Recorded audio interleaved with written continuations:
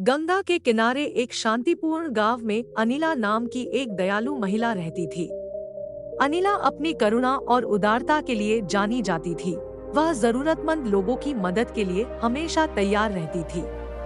एक दिन उसने बुद्ध की शिक्षाओं के बारे में सुना और उनसे सीखने की गहरी इच्छा महसूस की। यात्रा पर निकलते हुए अनिला शांत उपवनों में पहुंची, जहां बुद्ध ने अपना ज्ञान साझा किया था। विनम्र हृदय से वह बुद्ध के पास पहुंची और आंतरिक शांति के मार्ग को समझने की उत्सुकता व्यक्त की।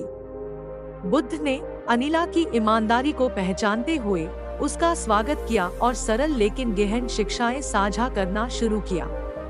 उन्होंने न केवल दूसरों के प्रति बल्कि स्वयं के प्रति भी करुणा के महत्व के बारे में बताया।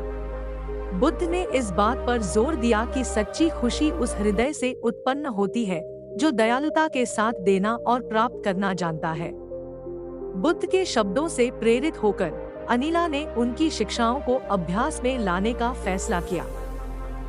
उसने अपने पड़ोसियों के प्रति दयालुता के छोटे छोटे कृत्य पेश करके शुरुआत की। यहाँ मदद का हाथ, वहाँ दयालु शब्द। जैसे जैसे दिन बीतते गए, अनिला के दयालु कार्यों ने गांव में लहर पैदा कर दी। लोगों ने उसके आचरण में सकारात्मक बदलाव देखना शुरू कर दिया और उसकी दयालुता का अनुकरण करना शुरू कर दिया।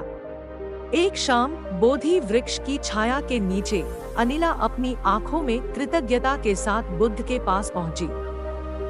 उन्होंने साझा किया कि कैसे उनकी शिक्षाओं ने उनके जीवन को बदल दिया और बदले में उनके आसपास के लोगों के जीवन को प्रभावित किया। बुद्ध मुस्कुराए, एक सामंजस्यपूर्ण समुदाय बनाने के लिए करुणा की शक्ति को स्वीकार किया। अनिला की कहानी दूर दूर तक फैल गई और खुशी की राह तलाश रहे अन्य लोगों के लिए प्रेरणा की किरण बन गई।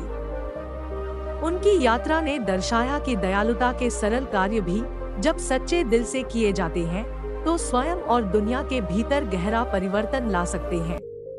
और इसलिए गंगा के पास के गांव में अनिला की विरासत फलती फूलती रही, जो बुद्ध द्वारा साझा किए गए कालातीत ज्ञान का एक प्रमाण है।